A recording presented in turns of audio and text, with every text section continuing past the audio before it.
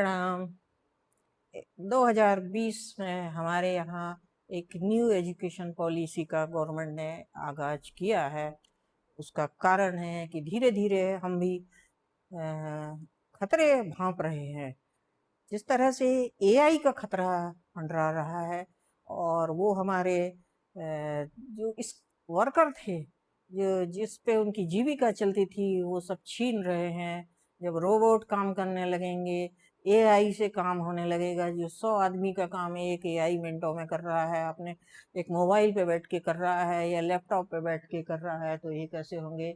ये देखिए, ये स्किल डेवलपमेंट के लिए हमें इसकी आज बहुत तरह की ज़रूरत है। ये मैंने बताने की कोशिश की है कि अब हमें सिर्फ डिग्री लेने वाला नहीं बनाना है। अभी तक जो होता आया है, ये मैकाले की पद्धति थी और जानबूझ के अंग्रेजों ने हमको डिग्री वाला होल्डर बना के और छोड़ दिया था, और अपने हिसाब से उनने काम लिया, अपने हिसाब से रूल्स रेगुलेशन, पुलिस के नियम, आईपीसी धारा, सब उनने कोर्ट के जो नियम है सब अपने हिसाब से बनाए थे, आपके लिए, आपके हित के लिए नहीं नहीं बनाए थे। यही कारण है कि आज हम बाबूगिरी में कहने लगे लोग, सरकास्टिकली हुए बोलते हैं कि बाबूगिरी करता है। पुराने समय में खेती बाड़ी 2-2, 3-3 सौ एकड़ थी, तो लोग दूसरों की नौकरी को बुरा मानते थे और तीखा शब्द बोलते थे कि दूसरे बाप की नौकरी नहीं करेंगे। लेकिन आज हमारी मानसिकता वही हो गई है कि हम वही नौकरी ढूंढ रहे हैं।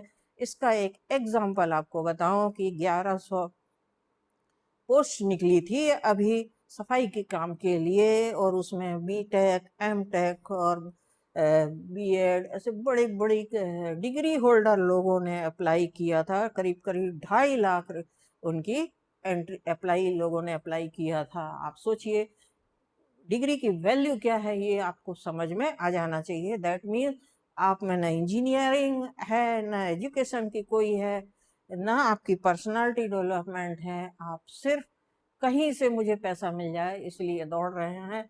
इसलिए गवर्नमेंट को भी मजबूर होके पॉलिसी चेंज करना पड़ा है। और चाइना हमसे ज़्यादा चालाक है। 80 में उसने चुपके चुपके, अपनी पॉपुलेशन हमसे ज़्यादा थी थोड़ी सी, तो उसको भाग गया था, और जैसे ही उसको लिबरलाइजेशन का मौका मिला, वो कहते हम जरूर हैं कि वो कम्युनिस्ट हैं, उनके यहाँ पे लोगों को पैसा नहीं है, बिजनेस नहीं करने देते हैं, लेकिन वो अल्टीमेटली चोरी चोरी छुपे सब कैपिटलिस्ट बन गए हैं, इंडस्ट्री चला रहे हैं। उनका सोल एम हो गया है प्रोडक्शन करना और एनी हाउ दूसरी कंट्री में डंप करना, भेजना। और इसके लिए उनने व्यवस्था की है।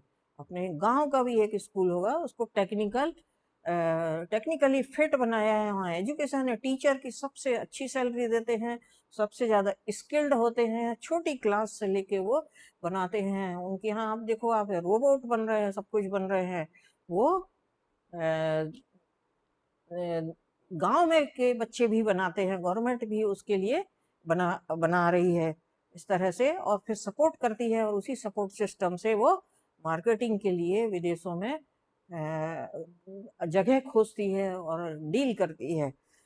हमारे यहाँ क्या होता था, मैकाले आया था अंग्रेजों के समय में, और उसने एक चीज यहाँ देखी थी, हमारा गुरुकुल सिस्टम बहुत मजबूत था और डिफरेंट टाइप का एजुकेशन था। एजुकेशन ऐसा नहीं था कि सिर्फ डिग्री लेके आपको क्या अच्छा लगता है उसी अनुसार एजुकेशन देते थे।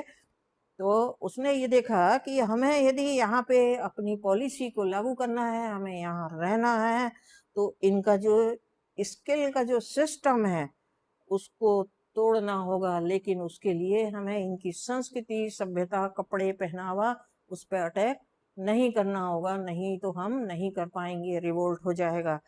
चाणक्य ने भी कहा था, चाणक्य भी बहुत वो थे, अर्थशास्त्री थे, राजनीति शास्त्री में थे उनको।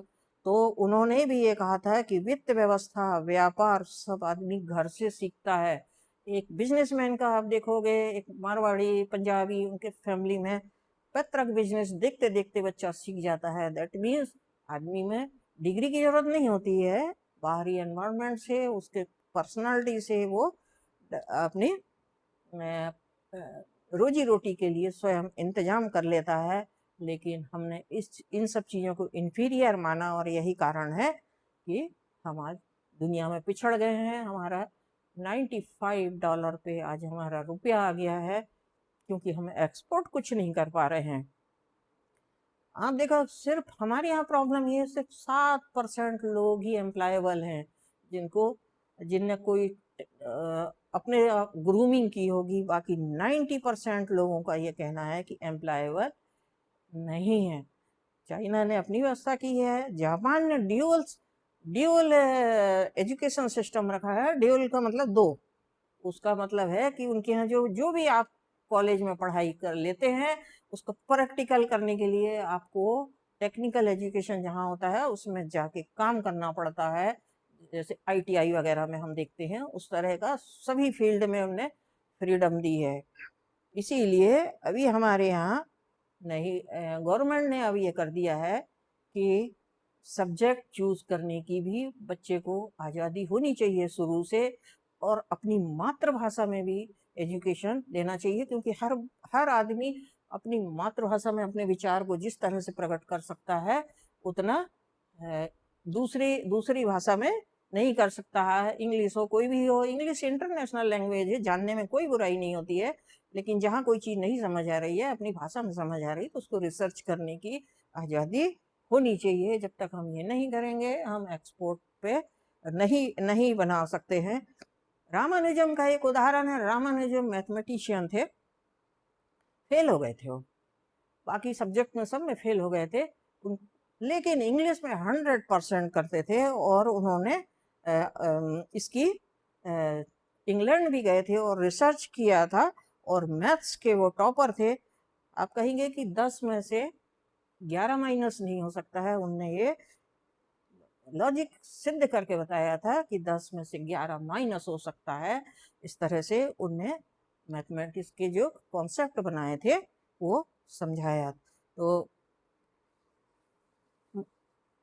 स्वयं के अनुसार, मनोरंजन के अनुसार, उसको खेलते खेलते बच्चे को, या उसको दिल से जो अच्छी लगती है, वो उसको सब्जेक्ट और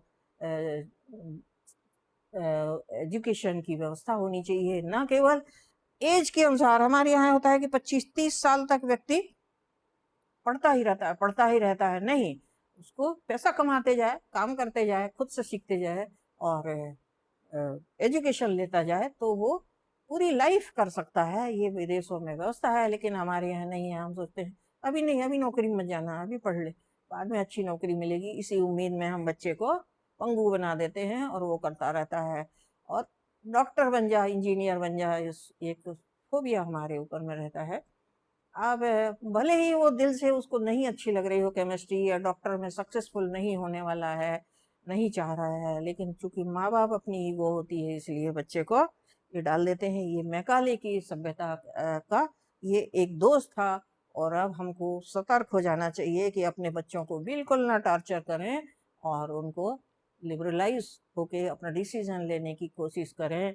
20-22 साल का जब बच्चा हो जाता है, थोड़ी मैच्योरिटी आने लगती है, तो वो खुद अपनी दिशा डिसाइड करने लगता है कि मेरे को अब क्या करना है।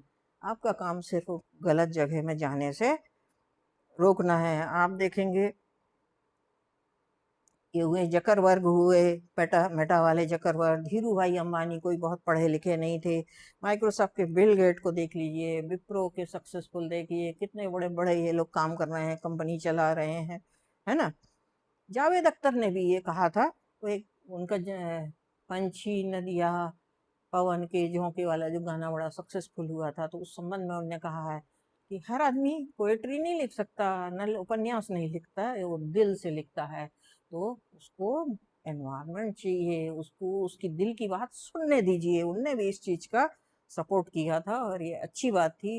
ये कह देना कि आर्ट वाला कुछ नहीं करता है, और सिर्फ इंजीनियर या डॉक्टर ही पैसा कमाता है, ऐसा ऐसा नहीं है। आप आर्ट, पेंटिंग, डांस, म्यूजिक, हर चीज में फील्ड में आपको उसको जीने दीजिए, उसको उसके जीवन का खुशियों को मत छीनिए।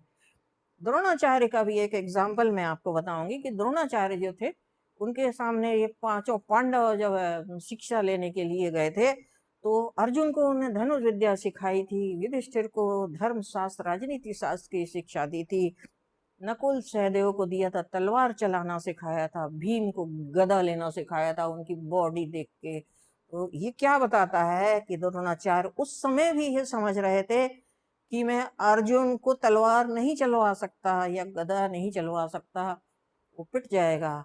इसलिए उन्हें भीम को गदा चलाना सिखाया। इस तरह से अलग अलग काबिलियत को हमको ये शिक्षा देता है कि हमको बच्चे की काबिलियत पे ध्यान देना चाहिए, उसको जानने की कोशिश करनी चाहिए, सभी को एक ही लाठी से ना हकालें। ये मेरा आज का बताने का मतलब था। और टेक्निकल एजुकेशन बिल्कुल इंफीरियर ना समझें कि हमारे पास डिग्री नहीं है तो हम पैसा नहीं कमा पाएंगे। पैसा बिल्कुल कमा पाएंगे यदि आप अपने दिल की बात सुनते हैं और उसको इम्प्लीमेंट करते हैं तो।